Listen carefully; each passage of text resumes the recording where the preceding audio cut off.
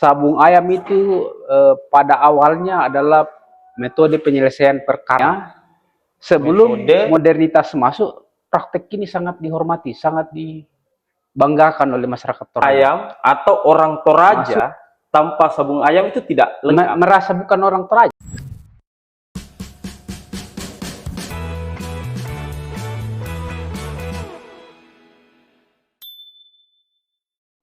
Toraja tanpa sabung ayam katanya tidak lengkap. Kita langsung saja bertanya ke kawan kita satu ini, peneliti dari Toraja, Bapak Anis. Selamat siang sore. Pak Anis. Siang, sore, malam ya Pak Anis ya.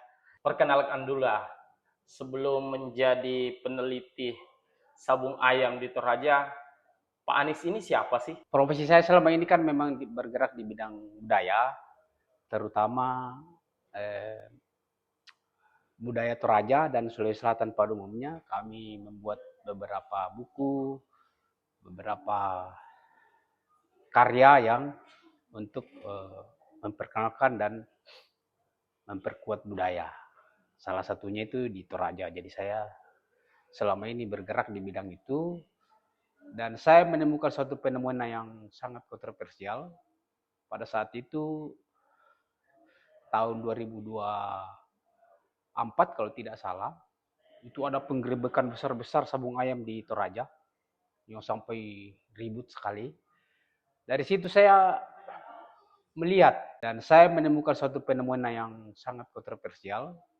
Pada saat itu, tahun 2024 kalau tidak salah, itu ada penggerebekan besar-besar sabung ayam di Toraja, yang sampai ribut sekali. Dari situ saya melihat, ini sabung ayam,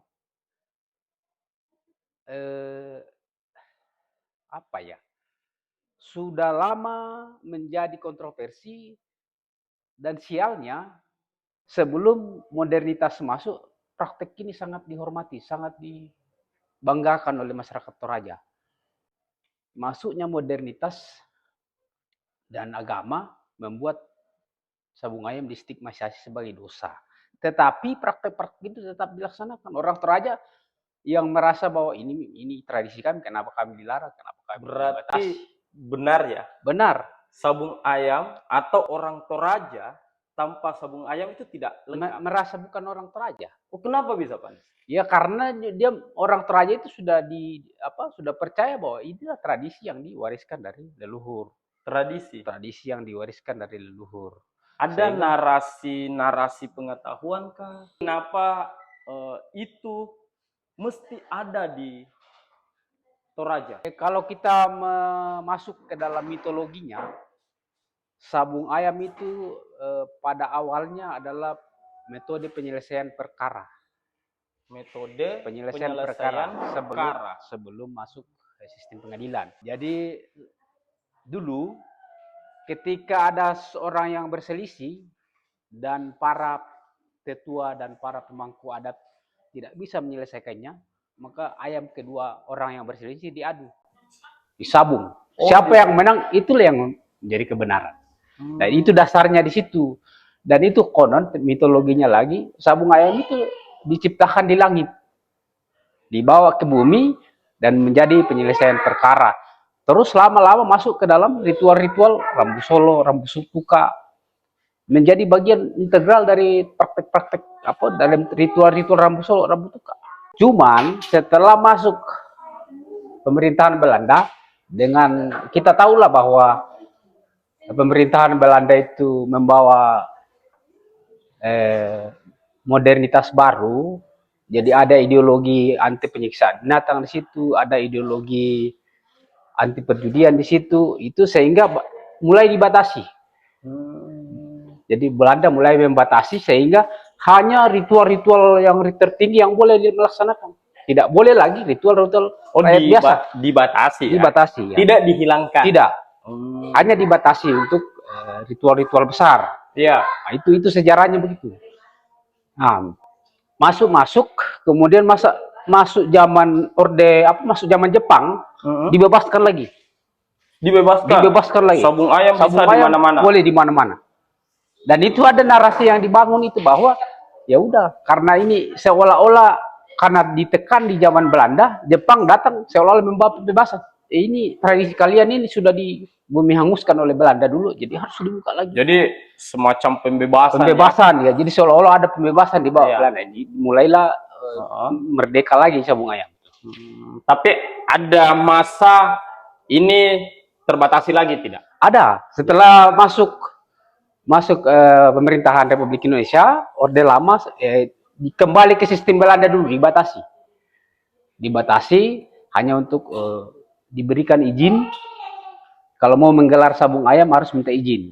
Itu karena sistem kah? Sistem Belanda itu sepertinya ada pengaruh lain, misalkan seperti yang kita sampaikan tadi bahwa selain modernitas, ya, ada pengaruh agama. Ada agama negara. Ya. Kemudian yang paling puncak pembatasan dan itu pada zaman Orde Baru.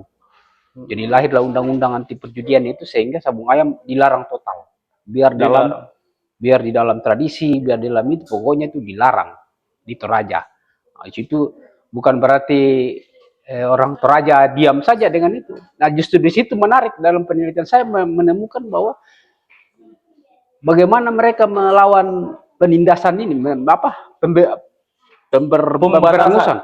pembatasan dari tradisi sabung ayam. Bagaimana caranya? Karena kekuatan dan perlawanan fisik nggak mungkin lagi seperti yang dilakukan pada zaman Belanda. Mereka membangun narasi, menciptakan mitos. Ada mitos tentang polisi yang membubarkan sabung ayam. Ya. Tiba-tiba pulang jadi pincang. Ya. Saya dengar ada juga mitos yang mimpi. Itu yang ada banyak lah. Ya, itu lain. Itu kan masuk ke dalam tahap pembahasan saya itu tentang mitos-mitos tentang simbol-simbol. Tapi yang mitos ini yang narasi-narasi ini yang dibangun itu yang untuk melawan counter hegemoni terhadap pembatasan Orde Baru dibuat lagi mitos-mitos itu karena pada zaman dulu memang represif. Praktek-praktek sabung ayam itu bukan hanya yang tidak di bagian dari ritual, bahkan dalam ritual juga dibatasi. Dilarang. Ya, itu tadi ya, Pak Nis, ya. Secara kultural, memang masyarakat Toraja itu punya narasi ya, bahwa tadi salah satunya penyelesaian masalah, kedua menjadi bagian dari ritual, dan yang kayaknya semua itu terbantahkan deh, Pak Nis. Kalau kata judi melekat. Atau bagaimana lah di Toraja? Sebenarnya saya tidak, karena itu juga narasi yang dibangun dan saya muat juga dalam buku itu narasi supaya saya juga adil itu. Jadi ada juga narasi yang dibangun bahwa orang Toraja, para leluhur orang Toraja tidak mengenal judi, sehingga sekarang itu kan ada upaya untuk memisahkan sabung ayam bagian dari ritual dan sabung ayam sebagai praktik perjudian. Dalam itu memang saya bahas, tetapi menurut saya itu bagian dari strategi narasi. Karena zaman dulu tidak dikenal begitu. Bahkan penelitian Gertz di Bali juga kan dikritik juga seperti bukan karena memang leluhur mereka tidak mengenal judi. Sekarang saja itu karena judi sudah dianggap sebagai perbuatan tercela, maka diupayakan dipisah. Dulu enggak. Orang mau main judi, main ritual sama saja. Sama saja. Berarti itu bagian dari strategi. Ada ruang-ruang tertentu di Toraja dibuat untuk mematahkan stigma-stigma judi itu. Apakah misalkan dalam satu momentum sabung ayam itu dibuat semacam arena, atau sabung ayam itu cuma di pekarangan rumah kah? Atau bagaimana, Pak Nis? Begini, kalau stigma itu akan tetap, cuman begini, stigma itu kan banyak kan dari luar. Kalau para pelaku atau para pencinta tidak ada masalah, mereka akan melakukan saja tanpa itu. Cuma mereka punya strategi juga kan. Misalnya kalau ada upacara besar, mereka melaksanakan namanya paramisi. Itu biasanya memang minta izin. Iya, minta izin. Tetapi itu kan izin tidak resmi. Izin di Saya bilang itu koordinasi. supaya tidak ini. Jadi kemudian ada juga sering dilaksanakan di semak-semak, dan itu yang paling seru karena itu kucing-kucingan kan dengan parat. Ya. Jadi ya mereka yang di dalam itu ya mereka tidak mengetahui Pak, mereka di stigma itu. Pokoknya mereka merasa bahwa mereka melaksanakan tradisi mereka. Tradisi mereka ya. Iya, mereka kebiasaan nenek moyang mereka, memang mereka nenek moyang kami itu jago-jago sabung ayam. Jadi ada kebanggaan juga bahwa mereka melanjutkan tradisi leluhur mereka. Berarti sabung ayam satu kebanggaan ya. Iya, satu kebanggaan. Iya. Ya menarik kalau kehormatan, ada kehormatan. Iya, dan ya teman-teman, inilah buku yang ditulis oleh Pak Anies dari hasil penelitian. Ini disusun bersama Bapak Andi Faisal, Pak ya. Ya. Ya, salah satu akademisi di FIB Unhas. Pak Anies menyusun ini melihat dengan judul Menyingkap Kehidupan di Arena Sabung Ayam, Konstruksi Mitos dan Kontestasi Kekuasaan dalam Budaya Toraja. Jika teman-teman mau memiliki buku ini ada nanti di link deskripsi kami. Di sini menarik karena kita bisa mendapatkan pengetahuan atau narasi pengetahuan lokal dari sabung ayam. Ya. Seperti itu. Jadi banyak pengetahuan-pengetahuan lokal di Toraja itu berangkat dari sabung ayam. Bukan cuma yang selama ini kita kenal Pak Anies ya. Yang apa acara tahunan itu Pak, yang seperti kalau Lovely December, ya. Dan banyak kegiatan-kegiatan. Jadi memang Toraja itu punya banyak narasi pengetahuan dari tradisi mereka, termasuk sabung ayam. Termasuk sabung ayam. Dan sabung ayam itu saya sebut sebagai laboratorium epistemologi. Banyak sekali pengetahuan di dalam. Laboratorium epistemologi ya. Jadi selama ini kan orang akan mereka melakukan penelitian tentang sabung itu kan outsider, melihat dari luar. Ya. Tidak pernah masuk.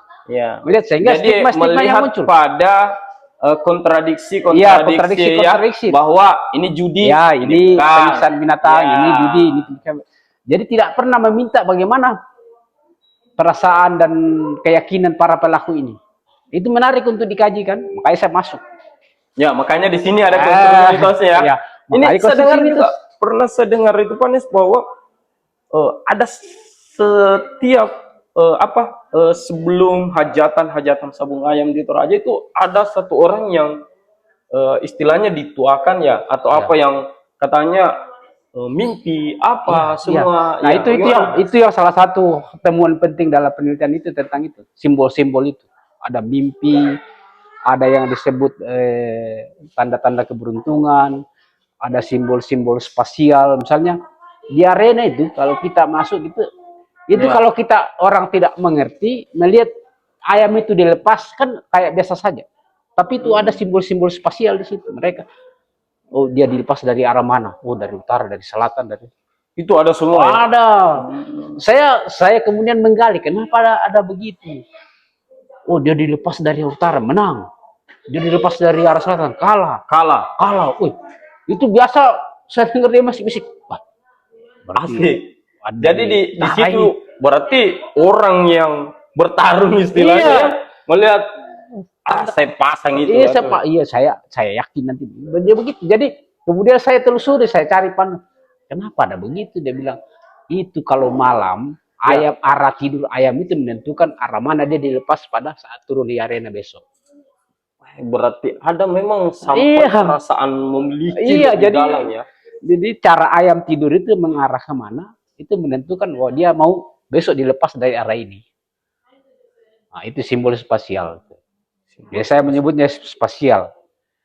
Dan banyak sekali simbol-simbol. Saya mengidentifikasi, saya mengmodifikasi ada 10 simbol. Dan ternyata simbol-simbol itu saya juga bandingkan di daerah-daerah lain ada juga. Misalnya di Filipina simbol tentang tanda keberuntungan, simbol tabu ada. Kalau di Toraja kan simbol tanda-tanda itu disebut manuk lalang. Manuk lalang ya. Iya, jadi artinya kalau secara harfiah jalannya ayam. Jadi manuk lalang itu itu diyakini sebagai simbol ilahi. Jadi saya dulu kan ada kakak saya penyambung besar. Apa suka yang kenapa dia suka kalau ada ular masuk di rumah? Oh, itu juga ya. Iya. Itu simbol itu diyakini sebagai tanda keberuntungan. Jadi besok itu ayahmu menang kalau ke bawah. Tapi dalam hal pelaksanaan, apakah itu setiap bulan kita bisa menemukan atau Setiap minggu, hampir setiap hari ada. Cuma susahnya karena di sana itu mereka punya komunitasnya itu tertutup. ya? Yang liar-liar ini, maksudnya yang tidak resmi, apa artinya yang di luar dari ritual ya. Ya. Itu kan agak tertutup gitu. Jadi setiap hari ada. Jadi menarik sekali nih Pak Nis. Berbicara sabung ayam bukan sebetulnya berbicara tentang kontroversinya ya. Iya. Tetapi berbicara tentang pengetahuan. Pengetahuan di dalam. Ya, dari yang tadi kita angkat bahwa orang Toraja tanpa sabung ayam itu tidak lengkap. Ya, setelah meneliti lebih jauh, meneliti lebih dalam, seperti apa sih yang Pak Anies tawarkan terkait sabung ayam supaya tidak menjustifikasi bahwa hal ini negatif bagi seluruh kalangan.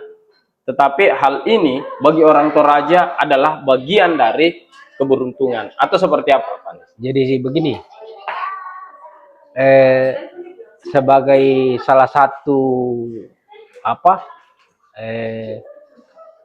yang saya tawarkan, jadi saya mengamplifikasi kembali pemisahan antara tradisi dengan ritual dengan praktek judi. Itu kan saya temukan dari beberapa wawancara bahwa tapi saya tidak, yang muncul itu diyakini bahwa tidak ada judi di zaman dulu. Saya tidak percaya bahwa tidak ada orang judi. Ya. Mungkin ini istilahnya saja yang belum. Iya. Ya. Ini adalah strategi yang bagus menurut saya kalau kita ingin supaya antara ritual dengan praktek perjudian bisa dipisah dengan jelas. Ritual laksanakanlah secara di tempat-tempat ritual yang semestinya yang sudah disepakati. Sementara praktek perjudiannya kasih ke pemerintah diatur. Kalau perlu, karena ini habitusnya sangat kuat di antara jadi ada habitus historis yang melebihi daripada habitus agama, melebihi habitus arena pemerintahan, melebihi bahkan pejabat gerejawi pada tingkat-tingkat yang bawah itu aktif di dalam sabung ayam. Jadi habitus sabung ayam itu melebihi logika arena agama. Agama melarang, pemerintah menganggap perjudian itu, tapi aktor-aktornya masuk dalam itu, sehingga saya berkesimpulan bahwa habitus historis sabung ayam itu lebih kuat daripada logika arena agama. Yang dibutuhkan regulasi untuk merepresentasikan. Ya, jadi saya mengusulkan itu dilakukan lokalisasi. Jadi kan ini kan sudah terbukti bahwa sudah 100 tahun ini sabung ayam mau dihapus. Tidak bisa. Kan habitus historisnya terlalu kuat. Makanya saya mengambil sampel Prancis. Karena di Indonesia kan kita tahu bahwa perjudian secara umum kan pidana. Sementara di Prancis juga begitu, sabung ayam itu adalah penyiksaan, pidana juga. Tetapi di beberapa daerah dikasih legalisasi. Ya, untuk sebagai penghormatan terhadap tradisi. Nah, itu bisa diambil konsep seperti itu. Daripada kita kucing-kucingan, mending kita lokalisasi supaya bisa dikontrol. Jadi habitus itu bisa kita kendalikan. Jadi habitus historis yang selama ini tidak pernah kita kelola, itu tetap mengakar dalam masyarakat. Kalau mau dihapus yang unsur judinya, putus habitus historisnya. Asik, jadi menarik sekali ya. Iya. Berarti sabung ayam bagi orang Toraja sangat penting. Sangat penting. Karena dalam berkaitan dengan ritual. Karena apa, Pak Nis? Dia bagian dari habitus historis, kemudian bagian integral dari beberapa ritual adat, dan dia menjadi simbol keberanian. Menarik sekali. Jadi perbincangan kita hari ini saya simpulkan bahwa memandang satu proses kehidupan tidak boleh dengan menjustifikasi. Iya. Kita harus melihat lebih jauh, melihat dari sisi manapun untuk menentukan apa sebetulnya yang ingin kita ketahui atau yang ingin kita capai ya. Ya, seperti itu. Sampai jumpa di episode selanjutnya. Selalu kunjungi Inspirasi News untuk mendapatkan pengetahuan-pengetahuan terbaru yang berangkat dari narasi pengetahuan lokal, khususnya di Sulawesi Selatan. Assalamualaikum warahmatullahi wabarakatuh dan sampai jumpa.